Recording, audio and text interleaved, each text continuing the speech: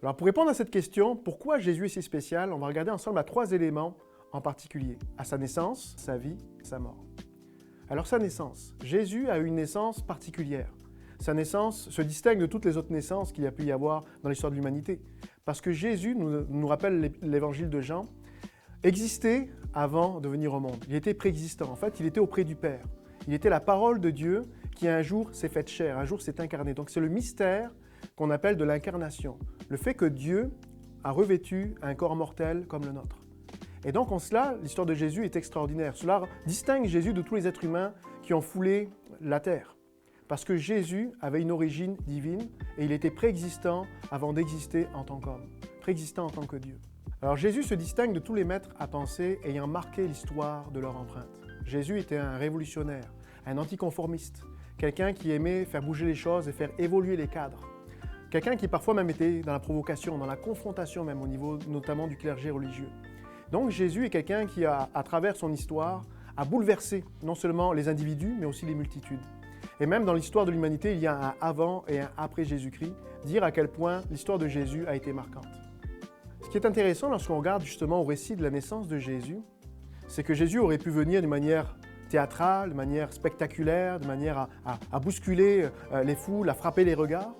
Mais Jésus est venu dans la peau d'un petit enfant. Imaginez-vous un petit peu. Si vous avez déjà été parent, que vous avez fondu devant la bouille de vos enfants qui est craquante, qui est cute, vous savez à quel point un enfant c'est quelque chose qui est vulnérable, à quel point c'est un enfant, c'est quelque chose qu'on a besoin de protéger, de veiller sur lui. Imaginez un instant le Dieu créateur, le Dieu qui a tout créé, créateur de l'univers, créateur du cosmos, de l'infiniment grand à l'infiniment petit, qui vient s'incarner sous les traits d'un petit enfant qu'on peut emmailloter, qu'on peut prendre dans ses bras, qu'on peut câliner, on peut même lui faire des bisous. Quelle image par rapport à un Dieu que certains voulaient forcément lointain, inaccessible, étranger, mais qui à travers l'incarnation nous dévoile qu'il a le désir d'entrer en connexion avec nous. C'est ça qui rend Jésus si spécial. C'est parce qu'il vient nous révéler le cœur du Père. Il dira même à ses disciples, celui qui m'a vu, a vu le Père.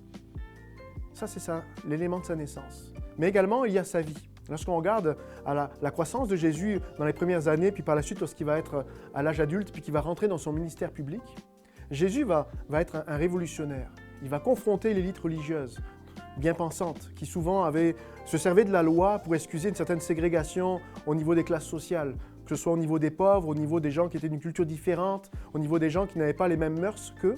Eh bien souvent, il y avait une distanciation qui était faite. Mais Jésus va combler cette distance, il va tendre la main aux malheureux, va tendre la main aux méprisés, aux rejetés, aux parias de l'époque. Et Jésus, en cela, va être un révolutionnaire et un anticonformiste, quelqu'un qui va bousculer les consciences et bousculer les idées reçues.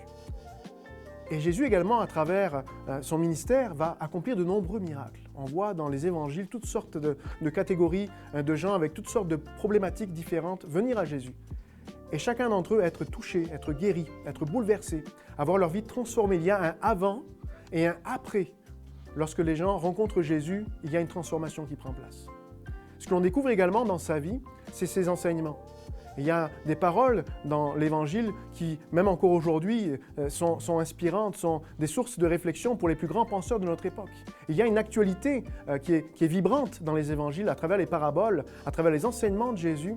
On voit qu'il y a des vérités qui sont encore aujourd'hui dignes d'être méditées, dignes d'être même pratiquées, appliquées, et que si la société d'aujourd'hui prenait le temps d'écouter ce que Jésus avait à dire à cette époque, bien des problèmes seraient évités.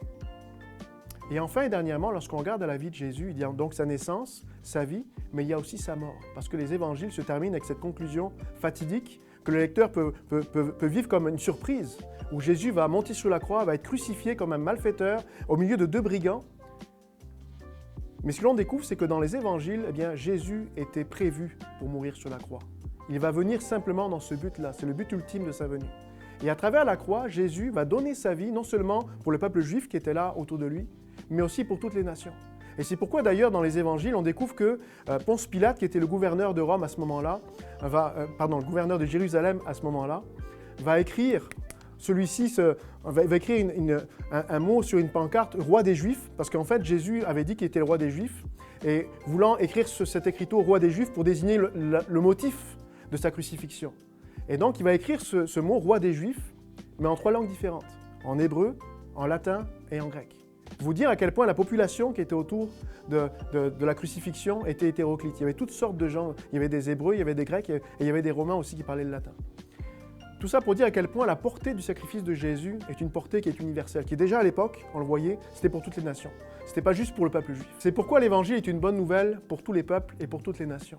Et c'est ce qui rend Jésus si spécial, parce qu'à travers la croix, ce que l'on découvre dans les Évangiles, c'est que 3 jours après, il est ressuscité. Et cela avait été annoncé d'avance par les prophètes, mais ni les Juifs, ni les religieux n'avaient compris ces mêmes prophètes qui leur avaient écrit, qui leur avaient adressé depuis des siècles auparavant, cette vérité que le Fils de Dieu allait venir, qu'il allait s'incarner et qu'à travers la croix, il allait mourir pour ressusciter. L'histoire de Jésus ne s'arrête pas au phénomène de l'erreur judiciaire dont il était victime de la part du clergé juif. Car Jésus, selon les Écritures, tel que cela a été annoncé d'avance par les prophètes, est ressuscité 3 jours après la crucifixion. Cette bonne nouvelle de la résurrection n'est pas qu'un événement isolé dans le calendrier chrétien qu'on célèbre une fois par année. Mais en réalité, l'événement de la résurrection, c'est une expérience quotidienne que l'on peut vivre jour après jour dans chaque aspect de notre vie. Car si Jésus est ressuscité, il nous est dit qu'il a envoyé du ciel le Saint-Esprit. Et le Saint-Esprit a été répandu sur toute chair. Dans le livre des Actes, chapitre 1, on le découvre le jour de la Pentecôte. Le Saint-Esprit a été répandu tel que Jésus l'avait annoncé. Et à travers le Saint-Esprit, Jésus, encore aujourd'hui, agit dans nos vies. Et il est capable, par son Esprit, l'Esprit de résurrection, de ressusciter ce qui est mort en nous. Et c'est pourquoi, encore aujourd'hui, 2000 ans après la bonne nouvelle de la mort et de la résurrection de Jésus, des gens sont transformés par l'annonce de ce message. Des gens sont touchés en lisant la Bible, des gens sont percutés, sont bouleversés, sont transformés par l'expérience justement de Jésus. Parce que Jésus, tu peux l'expérimenter encore aujourd'hui. À travers son Esprit, il est présent, il est là. Il est là dans l'air que l'on respire, il est là dans ce qui nous entoure, il nous enveloppe. À notre insu, nous n'en avons pas toujours conscience, mais Jésus est là par son Esprit. Et quelles que soient les dimensions que nous pouvons avoir de mort dans notre vie, ça peut être le deuil, ça peut être la maladie, ça peut être toutes sortes de circonstances difficiles au niveau relationnel, au niveau familial, ça peut être dans nos émotions, ça peut être dans des traumatismes que nous avons subis, que nous avons vécus. Jésus est celui qui peut redonner la vie à ce qui est mort en nous. Cette résurrection n'est pas qu'un événement isolé, c'est donc une expérience que tu peux vivre toi aussi dans ta propre vie, dans tes émotions, dans tes convictions, dans tes relations, même dans tes finances, dans ta santé, dans tous les aspects de ta vie. La résurrection est quelque chose que Jésus veut aussi produire en toi, parce qu'il a vaincu le péché non seulement pour lui-même, mais il l'a fait surtout pour chacun d'entre nous. Et donc pour ta propre vie également, Jésus est celui qui peut t'aider à vaincre dans chaque dimension de ta vie, vaincre la mort, vaincre les conséquences de la mort dans ta vie, à travers son esprit. C'est justement cela que nous fêtons à Pâques, cette bonne nouvelle de la résurrection de Jésus, qui est une source d'espérance pour tous les croyants, mais qui est également une bonne nouvelle pour toi qui nous regardes aujourd'hui.